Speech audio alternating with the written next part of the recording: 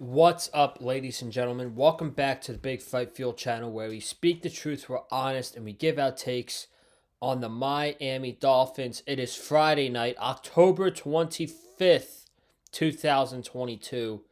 This is the preview for the Miami Dolphins taking on the Arizona Cardinals. It's our first video since Sunday's loss against the Indianapolis Colts, and essentially, in my opinion, there's nothing really much to talk about. We all knew Tua Tagovailoa was coming back this week. There is nothing to talk about. And I'm going to change it up a bit here tonight. And what I mean by that is, basically, when I come on these previews, I will break down three keys for the offense, three keys for the defense, and I'll give my little rah-rah speech at the end for the game on Sunday. I'm not going to do that tonight. And it might make the video shorter, but so be it. There's no need for that. We've got to talk about the truth. And I say that because I've seen Miami Dolphin fans and podcasters, not all of them, but most of them, all week spread this desperate fan base false hope that the team has life again with the return of Tua Tagovailoa. Is this a big boost for the offense? I don't know. I'm not going to sit here and say absolutely, because before Tua got injured, this offense didn't look good. This offense did not look good the first two games Tua played, especially in the game against the Buffalo Bills on Thursday night, the game he suffered his concussion. The offense has not looked good since week 16 last year against the Dallas Cowboys. That's the last good game this offense has had. And ever since then, this Dolphins offense, the most points they scored was 20 points against the Jacksonville Jaguars. And I said it last week, and I'll say it again. This team is a Travis Etienne fumble and a Jalen Polk heel away from being 0-6.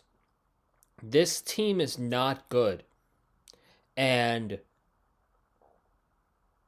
one guy is not going to come back and fix all the issues. Could he come back and score points? More points than the other quarterbacks have?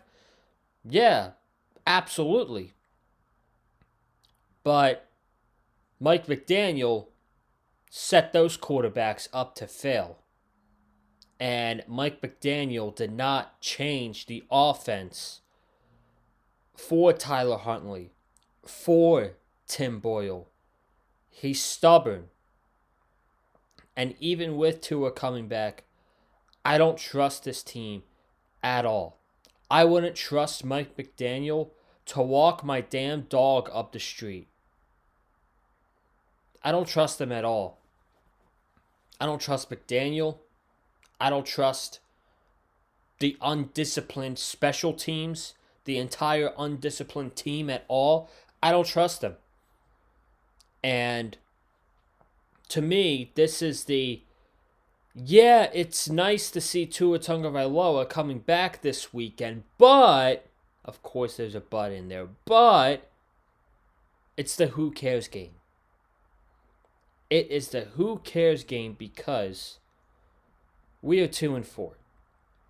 And if we had beaten the Indianapolis Colts last week, my mood would be so different right now. I'd be pumped. I'd be saying, let's fucking go. I can't wait to see Tua back on the field. This team is back. We could go 4-3 this weekend. but we had to lose to the Indianapolis Colts. We had to play the way we did against the Colts. 2 weeks to prepare for that game. 2 weeks. I don't care. I don't care if we win. I don't care if we lose, quite frankly. I'm just happy to see Tua. But I say it's the who cares game because we are sitting at 2-4. So even if the Miami Dolphins find a way to win this game, we are 3-4, okay? Our next 2 games after that are at Buffalo. Josh Allen's our dad. The Buffalo Bills are our father.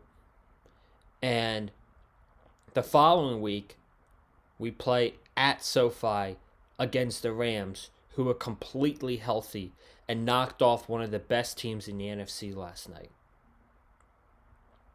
So we're fucked. Win or lose, we're fucked. And I'm going to make a case that the 3 teams we are playing coming up next, the Arizona Cardinals, the Buffalo Bills, and the Los Angeles Rams, are all better than the Miami Dolphins. All of them are better than the Dolphins. The Dolphins really don't have a good roster around the core players. Tua, Tyreek, Waddle, Ramsey. You can throw a guy like Zeller. We'll talk about Zeller in a bit. Holy shit. I got a lot to say about that. But the core guys, the team that is built around the core players of this team, suck. The personnel sucks. The backup sucks. It all stinks. The offensive line stinks.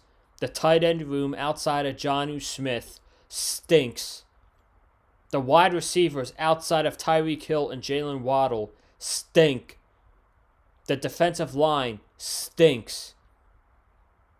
The secondary outside of Jalen Ramsey and Kendall Fuller stinks. This team is not good. They're not good at all. And the quicker you fans realize that, the more better off you will be for the rest of the season, because we have 11 more games of this nonsense from this team. You think it's going to get better this year? I certainly don't.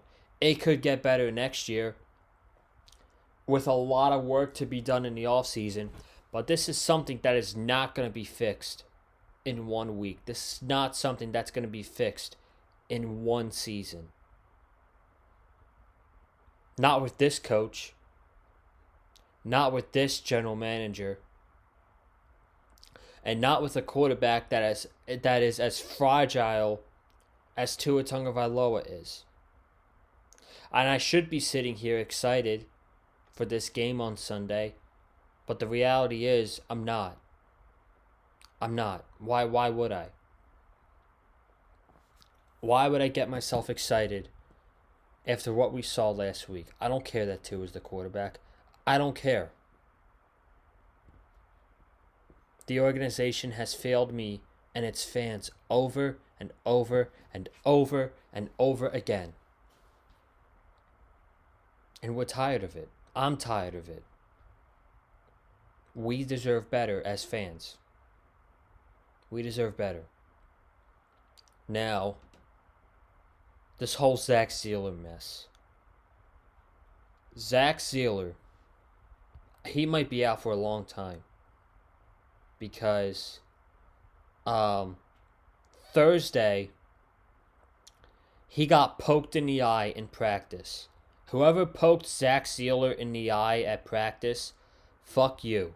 Because he's not playing on Sunday. And this might have been the world's worst eye poke ever. I don't know who poked him in the eye on the offensive line. But, again, fuck you. But it could be worse than just a poke in the eye, because apparently Zach Sealer fractured his orbital bone in his eye.